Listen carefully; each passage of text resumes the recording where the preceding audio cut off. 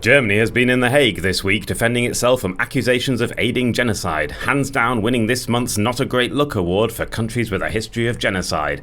Speaking of war crimes, freelance journalist Cathrin is on hand to tell Megan and Konrad how Germany's policy on Syrian passports is helping the Assad regime. And don't piss off Botswana unless you want 20,000 elephants riding over the Alps. Cheers! Imbalance heart when news is unveiled.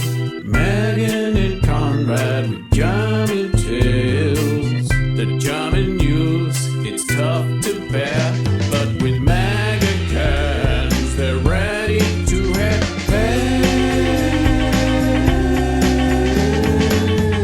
Konrad, daily news at hand. Megan feels to spare time to crack those cans. With each sip she takes, the mag is her shield, but will it last the news? 'Cause that was the deal. Hello everyone, it's time for another episode of Megan's Megacan. I'm Megan, I'm here in Berlin with the Berliner magazine, name change, very exciting, and Konrad Werner. Hello Konrad. Hello. And we have a guest today. We have freelance journalist Cathrin. Hi Cathrin. Hi. And we're going to talk to you about like a lot of very interesting things. You have worked kind of extensively in the Middle East, although you're from New Zealand. German, but grew up in New Zealand. Oh, yeah. Plot twist. Yeah, woo. But yes, I've been working in and around the Middle East for probably, it's like the last 11 years now. Okay. So with lots of trips to various countries. I've never lived there, but spent a bit of time there and worked with lots of people from there. Okay, awesome. Let's have some alcohol. Now, Middle East expert you may be. What do you know about Megacans? I like the black one with the bourbon and Coke. Oh! Yeah. A connoisseur. Okay, so sneakily, I am going to have an alcohol-free beer today because I'm not drinking at the moment. I know. And I usually get an alcohol-free Mega. I feel really bad about it. But I really, really wanted a beer and they didn't have any non-alcoholic Megas in the Späti. So anyway, but you guys have, I think, a new one. Okay. So Havana Club, rum-based, have brought out, to me, what I think are two new ones. A mango and passion fruit and a lime mojito. Okay. So you can That choose. is a tough choice. It's not a tough choice for me. No, well, do you want to? No, we can't. Our guest has to choose first. I'm sorry, Konrad. Okay. It's I'm fine. going to go with the mango. Phew. Yeah, he's definitely a lighter. So I'm interested in this because, as we all know, the Megacans, the mojito is currently on the market. Captain Morgan, delicious, but it's gone down to 250 mils. And the Bacardi one is disgusting. So I'm excited to hear what you make, Konrad, of the Havana Club one. That mango and passion fruit, no idea. Okay. Can I open it? You can. Cheers. Cheers. Oh, it's delicious. Is it? Lovely. Yeah. Really? Well, it's kind of like a mojito. This tastes As like it Yeah. says on the can. Well, that's Minty, good. but it's pretty good, yeah. I mean, Because it's still 330. Megacans keep going down to 250 and it's ruining. It's like, why can't we just have nice I mean, things? luckily I have no discernment anyway. So if you just poured this onto some ice and served it me in the bar, and I would pay for it. You have had I would some still pay for negative comments about Megas in the past. How is your mango and passion fruit? I'm torn. It tastes like shampoo with rum in it. Oh, wow. Which is kind of awesome because it also reminds me of in New Zealand as a youth, we would drink these things called wine coolers. Oh, yeah. Yeah. Tastes like that. I also come from a small island. Happy days we love of a summer. wine cooler. Wine coolers used as mixers Yes. as well. Oh. Yes, that'll really. Ooh. Oh. Yeah, that's what this is like, which I can recommend. Okay, nice. I thought a wine cooler was like a wine schorle, isn't it? No, it's a spritzer. Yeah, and it's got quite often it's got like a fruity flavour as well. No, like a West Coast cooler is the ones that we would have. Don't know which West Coast they're referring to. The West Coast of Ireland seems. We used to drink Malibu coolers, which is supposed to like this. Why this reminds me of this because it's like the balmy Hawaiian mango shampoo. Passion fruit shampoo booze. flavour. Yeah. Okay. Lovely. Okay. Okay, well that's Thank you. good. I'm going to talk about beer for a moment on the mic can. Sorry everyone. For anyone who's not drinking, the Stortebeker Atlantic Ale alcohol-frei. Yeah, that's Delicious. probably the best. It probably is. It's even alcohol-free better than their that you Frei can- beer. But it's not going to cushion me from the news, is it? No. So let's... Well, one thing that's happened since we last spoke is that cannabis has been legalized. Have you all noticed a wild difference? Are you... Have you been off your face for the last week? Literally no difference in Berlin, as far as I Have you can been tell. on- No. We thought there would be trouble on the streets. Did we? Well, some people did. Well, do you know who does think it's going to be? Is Marcus fucking Söder Oh, down yeah. in Bayern, who's losing his mind and using it as a real, like... They've released all these, like, penalties for, like, really high penalties for going anywhere near a play park with cannabis. Oh, right. And 'Cause, it's all yeah, like, that's not the at rule, the isn't it? Oktoberfest. And oh, fucking hell, Marcus, chill out. I just... Not at the Oktoberfest. No, You but just drink gallons and gallons of beer and like have sex in the corners, you know, And, like, fight and vomit vomit everywhere, but don't smoke any weed. Don't have a single joint or you'll completely... Exactly. Everyone's behaviour will deteriorate. He used to be in favour, did you know Of that? course he did. The flip-flop. Because a few years ago, the Green Party was all on vogue in Bavaria, and he thought he was going to have to share power with them. And he started saying, "Oh, I'm actually in favour of legalising cannabis." But then now he's decided that no one likes the Green Party anymore. They were like the AFD. Yeah, yeah. Well, So now they've got the what are they down there? Now Freie he's- Wähler? The one with the actual Oh, Nazi yeah. in power? Yeah, Yeah. that's nice. Yeah, that guy. That guy. Okay, good. Anything else? I know what's coming. I don't want to talk about any of it. Okay. Okay. What's in the news in Germany? Well, Germany began the week in the dock in The Hague, Yep. and the whole country being represented by the government is being accused of facilitating genocide in Gaza by Nicaragua, and they defended themselves. Germany defended itself on Tuesday Yeah. against these accusations, arguing that Nicaragua has a one-sided view of the war and that Hamas is also subject to international law. And I So summed that the up. same argument that they... Yeah. Right. Okay. It's to do with the United Nations Genocide Convention, which Germany has signed and Israel has signed. And we so created has why? Nicaragua. It was created in 1948. Yeah. And basically anyone who signed it is not supposed to commit genocide or help I another think in country. general we're not supposed to. It's not like, well, I never signed that thing. Just don't fucking do it. It's a bad... And- Anything... I don't... Yeah, okay. What are... But apparently this case, it builds on the South African case, right? Is that right, Cathrin? It is because the ICJ, the International Court of Justice at the United Nations, Yeah. basically found that there was a plausible potential genocide going on. And so Nicaragua was able to use the potentiality to say, okay, if it's potentially going on, then you're potentially helping them. Right. Yeah, Okay. and that's it. And what are people saying about the chances of this being successful? Are Nicaragua going to succeed in this? Or what? Legal opinion appears to be that they are not going to succeed. There might be some points that they could win on, but I think the biggest thing was the whole idea of the ICJ giving or agreeing to provisional measures being something that happens before the real court case is held, and the provisional measures would include things like stopping Germany from exporting weapons to Israel. So that's, but I think in general the legal opinion is that the Nicaraguan case is too broad. A lot of people even think like the ICJ, the plausibility of the genocide thing is too broad. You can't base anything on that because it hasn't been proven yet. But there's also the argument that, you know, like it was like there was a thing on social media the other day with a German journalist asking, I can't remember who he was asking, I think somebody to do with the Palestinian side, asking whether they had a piece of paper. Oh my God, I saw this. Yeah, they had a piece of paper that said... I showed this to Konrad just before. I was like, I've seen the most German thing ever. Yeah. Exactly. So, have you got a piece of paper saying that you're committing a genocide right now? Did someone sign that? That Israel was committing. Yeah. It was something like, I can't remember who he asked, but it was something like that. It was the special rapporteur from this sort of... The Italian lady, Francesca. Yeah, her face. She's awesome, yeah. After that question, as a teacher, sometimes getting questions, but nothing on that level. I was just like...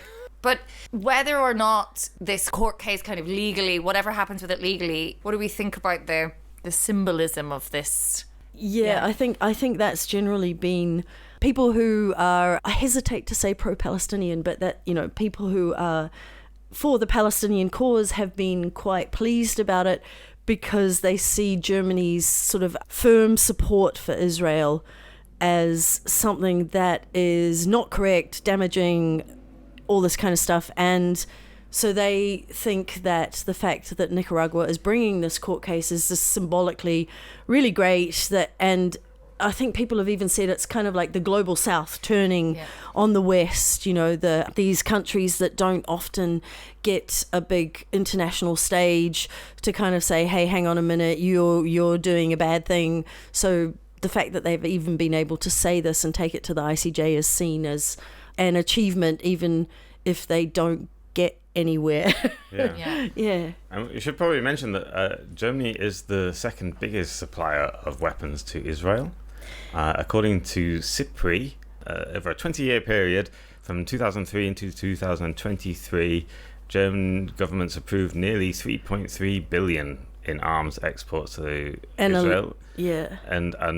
And more than half of that was what are called weapons of war. So German export law makes a distinction between weapons that you can actually kill people with and sort of defensive weapons and military equipment and everything like that. And more than half of those 3.3 billion euros was weapons of war, including big things like submarines as well and tanks, I suppose. That's what they said at the court case. That's how the Germans defended themselves. They say that they look at every kind of weapon export carefully and deciding whether it's lethal or not. Yeah. And they were saying that they're not sending that much lethal stuff, but I'm not sure if that's true. I think the argument that I've seen is this year, so since kind of like 2024. But October 7th, yeah.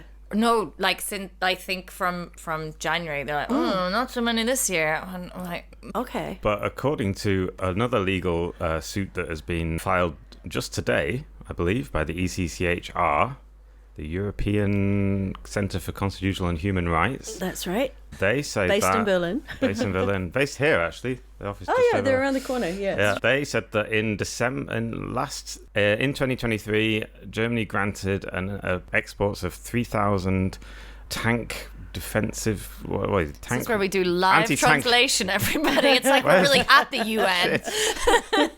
Oh, God.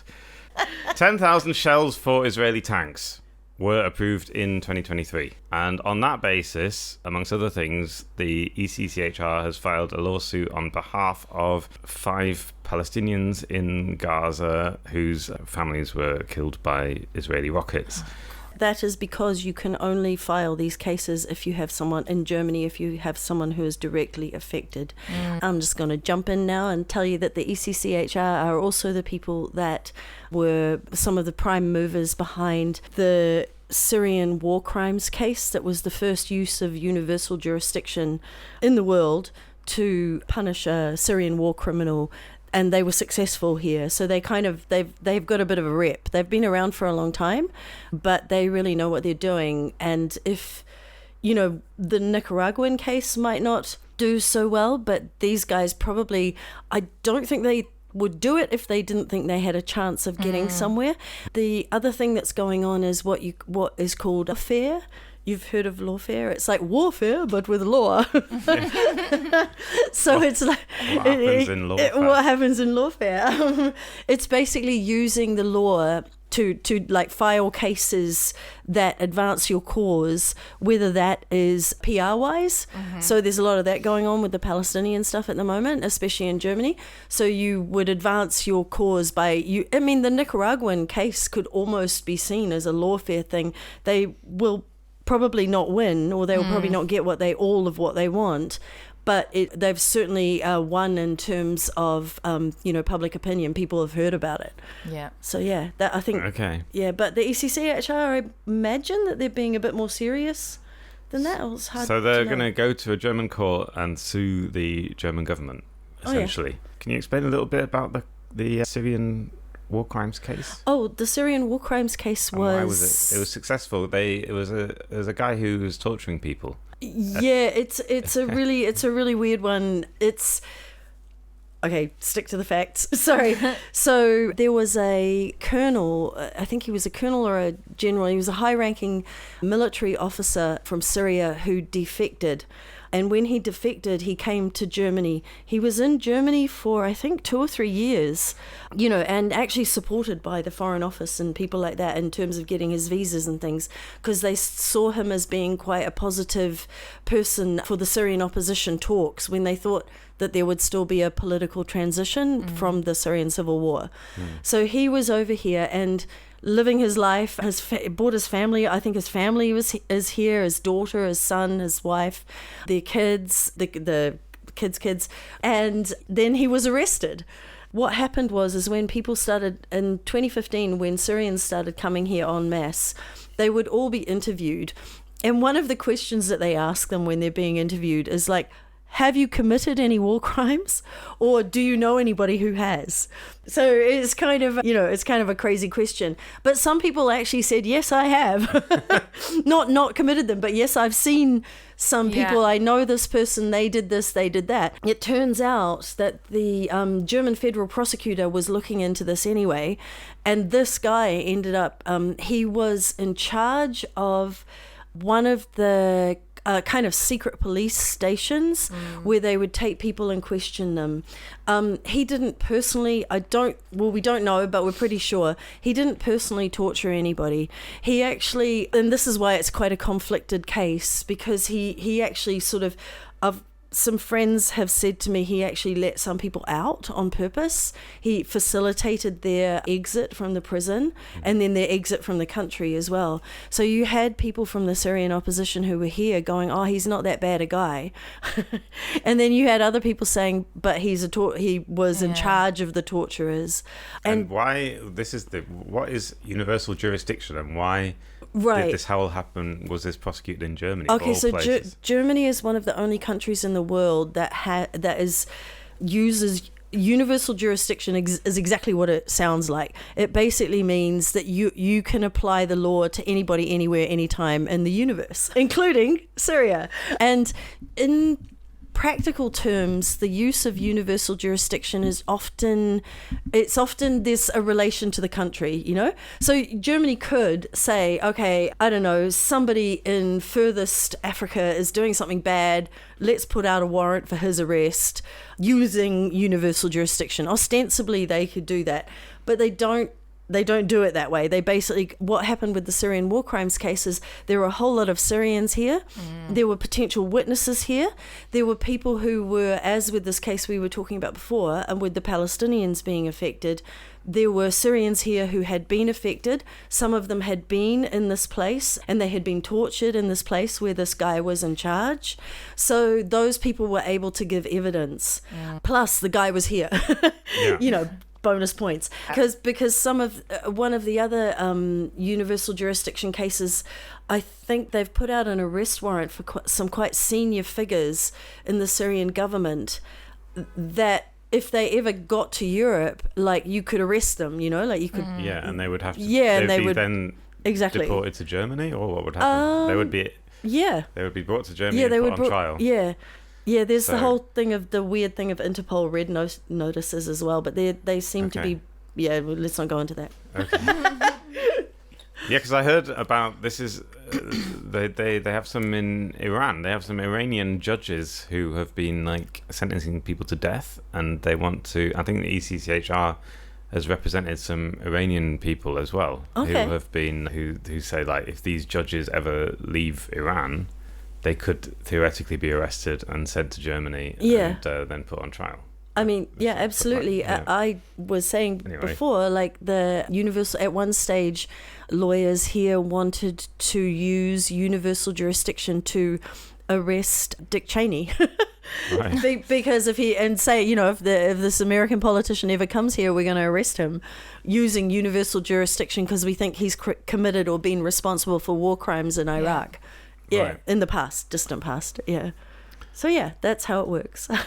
So anyway, so not only is the ECCHR case, there's also a case from the ELSC, European Legal Support Centre, which is They specialize in Palestinian stuff. Yeah, it's like a Palestinian, but it's a legal, what is it? A legal organisation that helps. Legal support. They have lawyers. Yeah. And they have sort of advocates, legal advocates. Yeah, and they've also filed a case. They filed a case last week with also pretty much the same charges. Germany is exporting weapons to Israel, and Israel is committing genocide.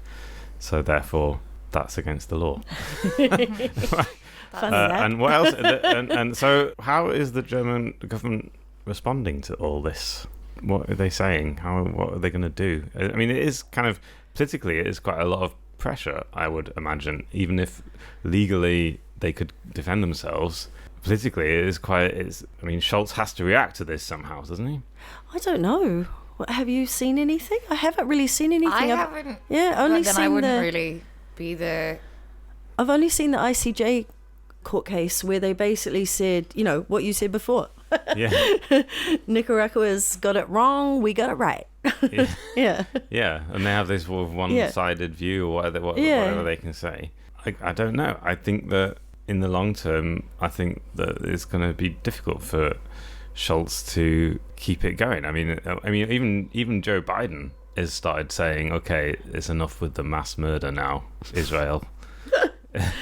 Rein it in, guys. Rein it in a little bit. Yeah. Surely. I'm really interested Germany would be as well. I'm interested to know how this works out on an electoral basis in Germany. Because we've got for instance, we've got lots of Green politicians who are opposed to, anybody saying anything against Israel. Not all of them, some of them, even some of the Linkers. It seems to be a real kind of mishmash of political opinions. Yeah. So what I'm interested to know about is whether, it's been reflected in the American elections, but they've got an election. So will that actually happen here? And what will happen when all the foreigners become Germans? How will they vote? Once we have to make a pledge of allegiance. Yeah. Hope you've all done that. Of course. Oh God. Yeah, I think it will be interesting. I think it will be because in the UK as well, where I'm ostensibly from, people are really frustrated with Labour. I think in Germany it's a very different. It's interesting because the polls that they've done, it's 69%, is that right? Something like 69% of Germans think that the Israeli military campaign has gone too far. And how does that reflect in votes? How do people express that dissatisfaction when there's this huge burden of, that most of the people involved, they've got this huge historical burden on them saying you can't say anything, you can't say that stuff, and I actually feel like quite often it's foreigners that are saying this stuff. And then being told that you're not German, you don't really have any, I'm fine. Yeah. I see this is where I'm maybe where we were a bit different because I do have that background and I know that my granddad would have hated this. He fought the Nazis basically. So he would have been very upset with what's happening now, for sure.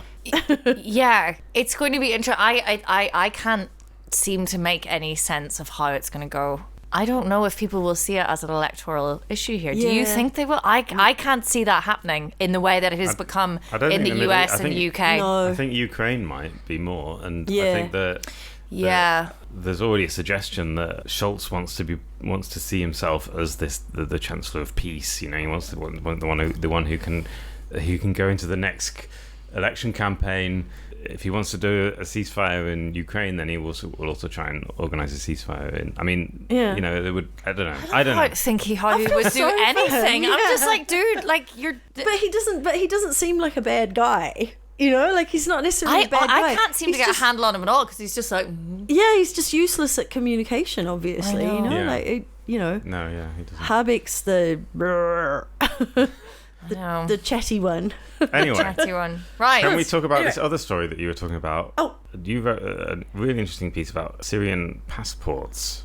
Okay. Apparently, Syrian passports are used by the Syrian government to fund war crimes in Syria. Yeah, pretty much. Wow. Through obviously a lot of Syrians living here now. How many are there? Close to 1 million. Close to 1 million. Yeah, 960,000, something like that. And when they apply for passports, they have to pay money. They do. And the money goes a lot to of money. and the money goes to the Assad regime. Yes. And obviously the Assad regime isn't great. They are not great. No. They're So nasty. you talked to a few people who are affected by this, specifically a man called Adam Yasmin. Oh, yes. Tell us about Adam Yasmin. Okay, well, actually, I'm not going to tell you about Adam Yasmin straight away. I will tell you about my friend, which is how I got onto this story. Yeah, Sorry, yeah, It wasn't okay. him. It was somebody else. Yeah, I know, it but was, I thought it was a friend of mine who is a refugee here, and he had a passport for a while. He didn't have any Syrian papers when he came. He fought in the war. He was, opposed to the government because they were coming into his neighborhoods and torturing people and taking them away to prison. And so him and some friends, which I think is also what we would all do, I would like to think, people started coming into his neighborhood, taking away people to torture them, to kill them, doing all kinds of bad stuff. So they decided to fight to prevent those people from coming into the neighborhoods and doing these things. And this is how he ended up fighting in the war. He managed to get here. I think that around 2015, it became clear that because the Russians had entered the war like a couple of years earlier, and it became clear that the Syrian opposition, were not having a peaceful revolution anymore and were kind of not going to have such a good time if they stayed in Syria. That's why a lot of people left. He got here. When he first got here, he was given what is known as a grey foreigner's passport. So he could do things like move around Europe.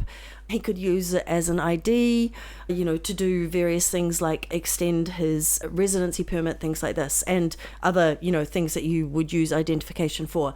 Nobody knows quite exactly when this happened, but around 2017, 2018, Horst Seehofer, our favourite politician from the CSU, as the Minister of Interior, decided that he wanted to make all the rules regarding the giving out of foreign passports to Syrians, only to Syrians, are the same right around the country.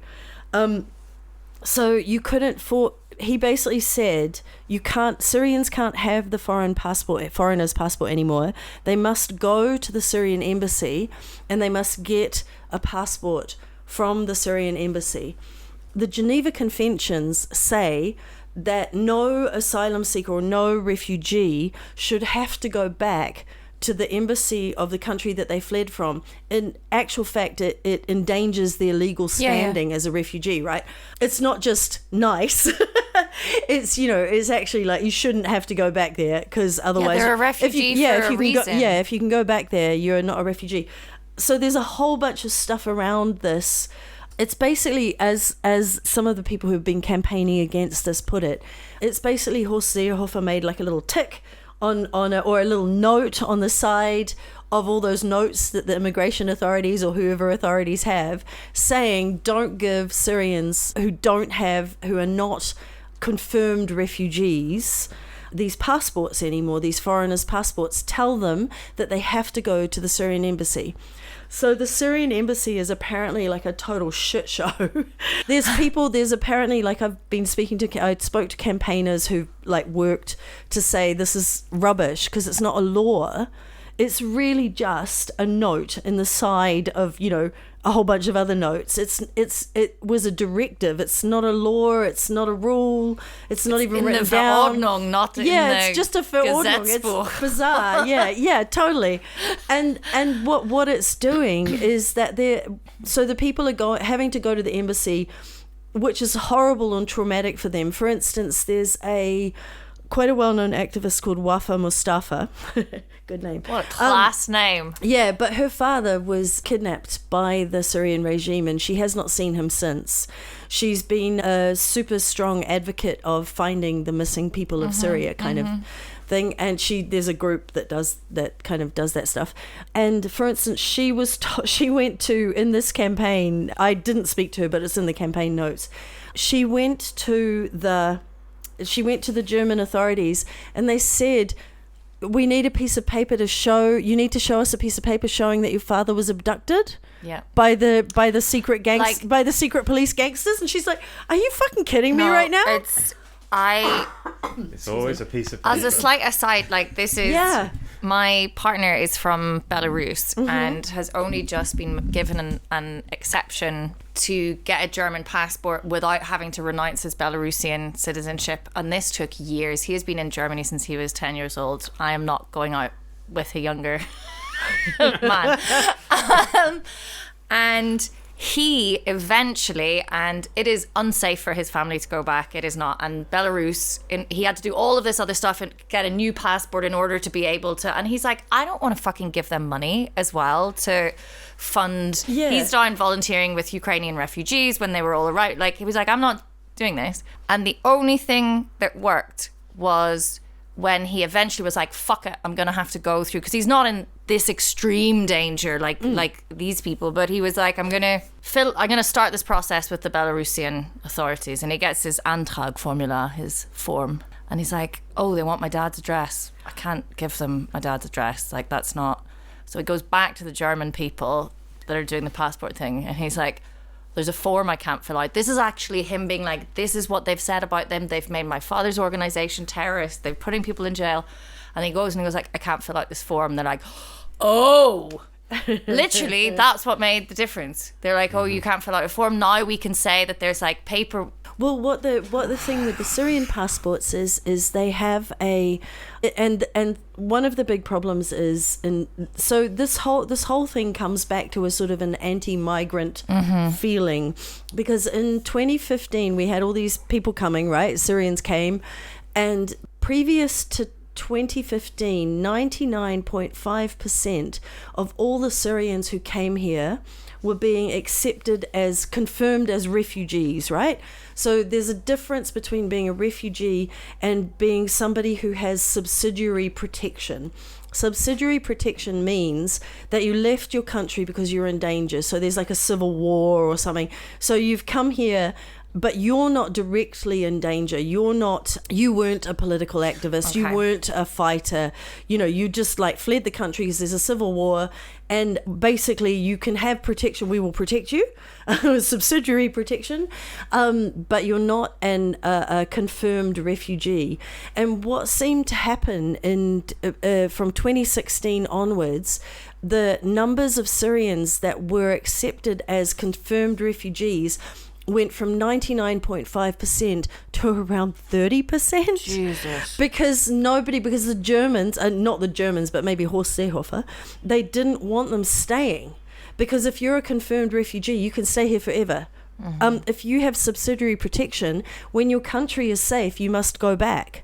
So this is a huge problem because, for instance, my friend who doesn't have a passport can't leave the country, can't prove his ID, lost all of his friends. When he first got here, he showed me a video of these guys like playing in the snow in Aleppo, and I was like, oh, that's nice. And I was like, where are they now? And he's like, they're dead.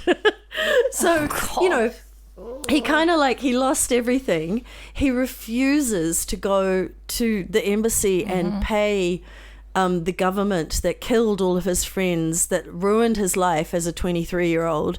Like this, he was a young guy, and so he refuses to do all that stuff. When he came here, he's only got subsidiary protection. He was actually in the war, like he actually fought the Syrian government. He should be an acknowledged refugee. I feel like a lot of the people that you know, a lot of the Syrians that came here, when they first started protesting, they were standing up for democracy. They were standing up for human rights and freedom. Yeah. We should be fucking supporting them, Yeah. not making their lives hellish. Yeah. Yeah, it's crazy. Yeah. Sorry. Yeah, Rant. I can imagine that. I can imagine that Ukrainians feel like that too now. Like, Yeah, totally. When you said the because this is a little point, but it's kind of interesting. You said that the Syrian passport is one of the most expensive in the world as well. Oh, it is. Yeah. How much is it going to set you back?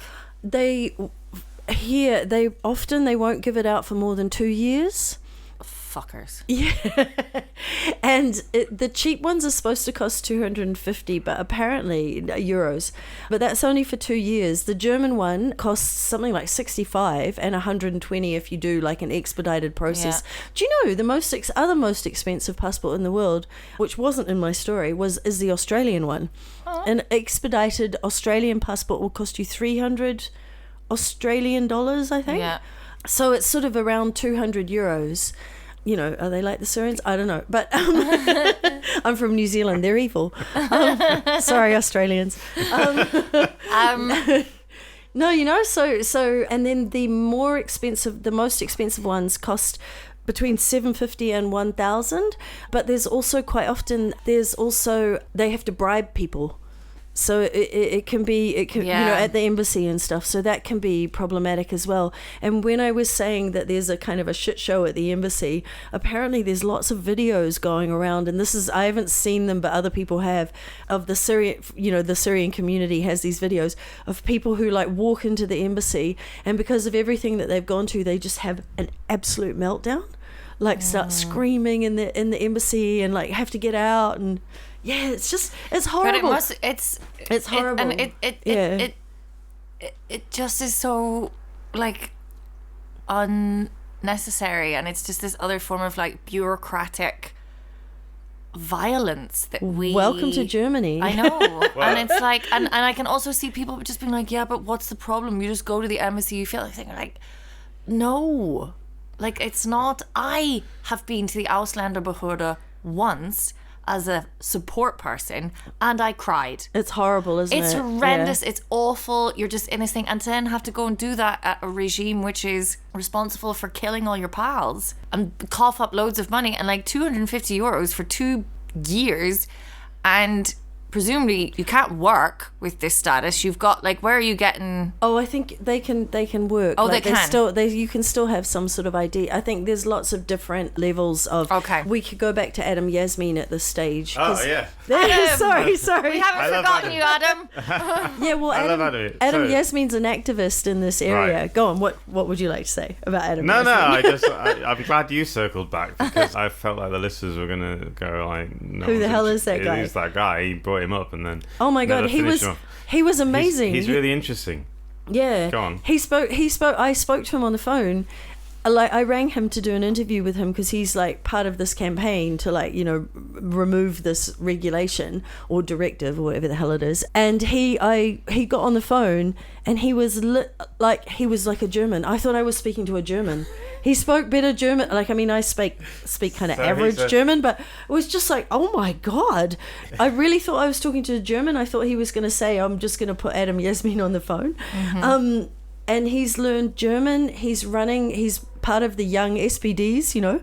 Wow. He's part of the, what are they called? The junge... Oh. Jusos or something? The junge Sozialisten, yeah. Genau. And so he's like part of this. He's running for local government. He just did his... I mean, he's like an angel. Like, he just did his like year of voluntary social work for Germans, looking after children. Oh my God, looking after children. He lives in Freiburg in Baden-Württemberg, and he refuses to go to the Syrian embassy to get a passport. And he's actually. Have they not given? Is he German by now?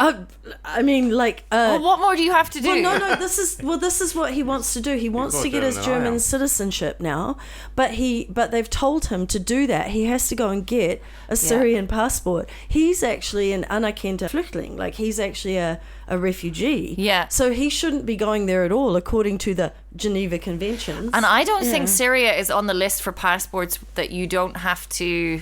Like, in order to get German citizenship, you have to renounce all other citizenships other than EU ones, unless you are. I think Iran is one of them, and North Korea. I don't know.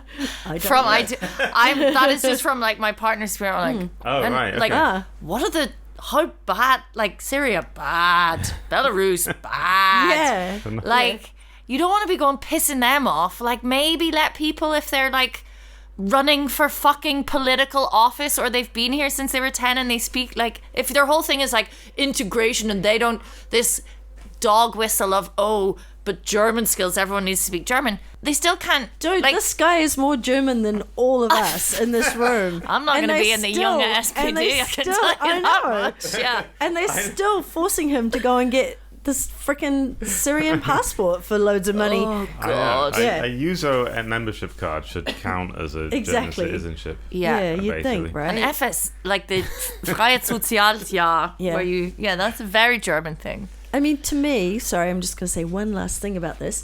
The whole thing circles back to this idea of these people were fighting for freedom and democracy and like principles that Germany allegedly stands for. You know, and they're making their lives hell. It's a bit like the Palestinian thing. Would you like a fun story? A Rausschmeißer, as the Germans say. A Rausschmeißer? Oh, God. Have you never heard of a Rausschmeißer? No. Oh. It's like the encore in a rock concert. I thought that was like the Zugabe. That's the Zugabe, but it's like the... Do you have a Zugabe and then a Rausschmeißer? Okay. Or do you have just one of each? Or there's also a Wegbier. A Wegbier. Wegbier, of course It's like you know. a Wegbier. Yeah, Wegbier. You're drinking Oh, a beer today. Rausschmeißer, like a... Yeah. Okay. Have you heard about the elephants? I can't believe that this is our like positive story because it's still pretty fucking dark. Well, the president of Botswana has threatened to send 20,000 elephants to Germany in a dispute over conservation. Can you believe? I'm reading from the BBC website here.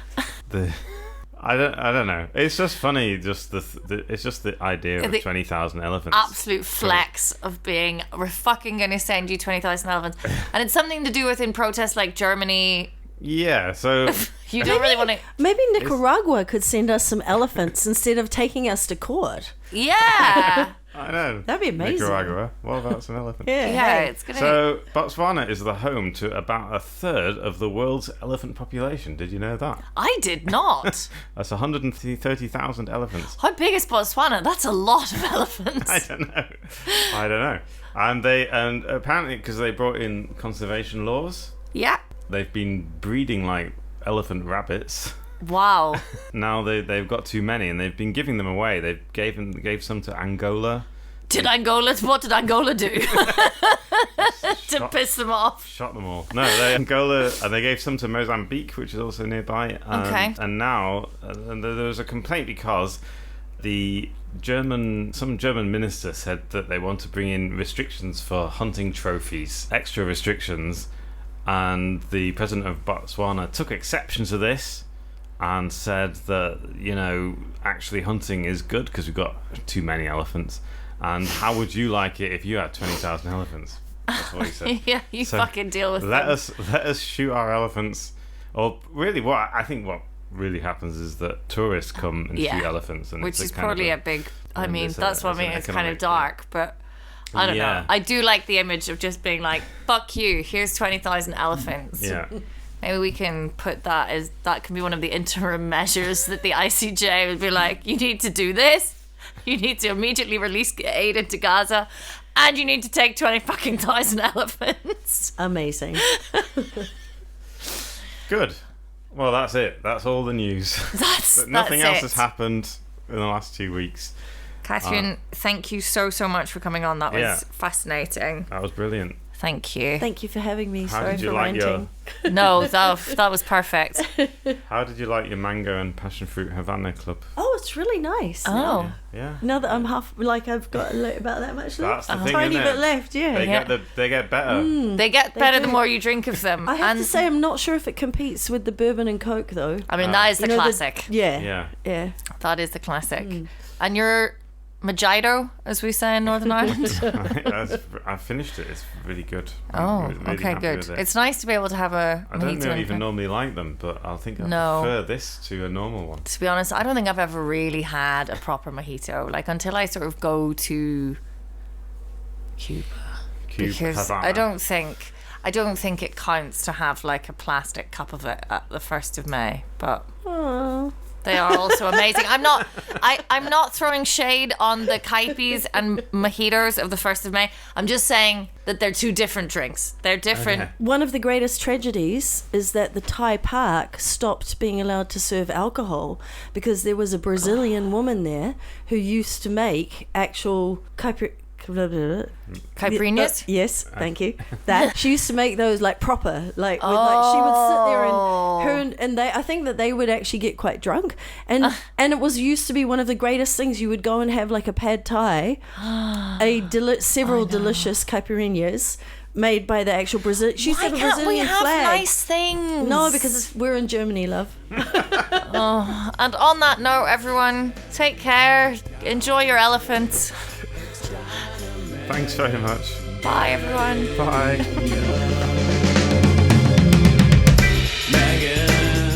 Megan can. German news in English with a cocktail can. The German news, it's quite a test. With Megan's Mega, you're feeling refreshed. Ooh. Megan's Mega can. German news in English with a cocktail can. Deutsche Nachrichten sind düster und schwer. Down the Mega. Defy the fear. Yeah. It's actually it's quite a positive message to give to think people. so. I like to think that we have quite a positive impact on our listeners I hope so. because we try and get them to defy the fear of listening to the news all day. I mean, it's better than reading a German newspaper. Surely. I would definitely recommend listening to our podcast more than reading any German newspaper. German newspapers barely have pictures. Like fucking, it's just a brick of text. Oh yeah, and they seem to make a virtue of it. They think it's like so great to have no text. Not like you Americans pictures. with your fucking Colour pictures. decadent pictures in I your know. newspapers. Yeah, What's like- that? A crossword puzzle? Oh, no You have wonder to- you had Trump. Jesus Christ, everyone! Like, there's a middle ground. You have to concentrate on the news. It's very important. And you have to like keep it there. Just have a mega.